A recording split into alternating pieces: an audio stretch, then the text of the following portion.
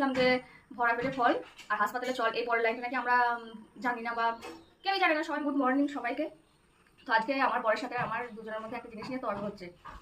এর আগেও এই কথাটা নিয়ে একটা তর্ক হয়েছে। তোমাদেরকে আমি জিজ্ঞেস করবো যে ফল কখন খাওয়া উচিত, ভরা পেটে মানে কোনো কিছু খাওয়ার পরে না খালি পেটে খাওয়া উচিত।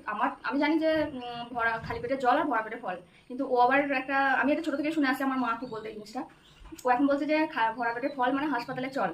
তো আমি সকালবেলায় উঠে দিদির কাছে ড্রাগন এগুলো দিদি দিয়ে গেল।